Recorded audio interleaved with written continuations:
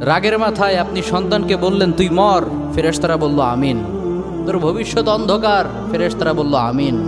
রেগে মেগে আপনি আপনার মেয়েকে বললেন জীবনেও তোর কপালে স্বামীর ভাত জুটবে না, ফেরেশতারা আবারও বলল আমিন। আচ্ছা, আপনি না সেই ব্যক্তি যে তার নিজের জীবনের চাইতেও সন্তানকে বেশি ভালোবাসেন? আপনি না সেই ব্যক্তি যে তার সন্তানের জন্য হাসতে হাসতে নিজের জীবনটাও দিয়ে দিতে পারেন? আপনি না সেই ব্যক্তি যে আল্লাহর কাছে নিজের চাইতেও সন্তানের জন্য বেশি দোয়া করে? তাহলে কি করে নিজের হাতে নিজের সন্তানের এত বড় ক্ষতি করতে পারলেন? Doesn't make any sense. Common sense বলতে কিচ্ছু নাই আপনাদের? আপনারা কি জানেন না আপনাদের রাগের মাথায় বদদোয়া করাগুলো ফেরেশতারা আমিন বলে?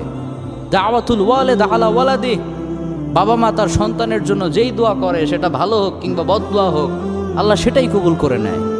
এজন্য খবরদার, নেভার কার্স ইউর চিলড্রেন। রাগের মাথায় কখনো সন্তানকে অভিশাপ করবেন না। খুব বেশি রাগ উঠে গেলে তার জন্য উল্টা ভালো দোয়া করেন। কাবা শরীফের একজন ইমাম আছে, ইমাম আল কালবানি। তার মায়ের যখন প্রচণ্ড পরিমাণে রাগ উঠে যেত, সে তার ছোট্ট সন্তানের জন্য দোয়া করে বলতো আল্লাহ তোরে কাবা শরীফের ইমাম বানাক। আল্লাহ ঠিকই তার দোয়া কবুল করেছে। এজন্য খুব বেশি রাগ উঠলে ভালো দোয়া করেন। আপনার সন্তানকে বললেন আল্লাহ তোরে হেদায়েত করুক, আল্লাহ তোরে আরো বড় করুক, এরকম চমৎকার দোয়াগুলো করবেন।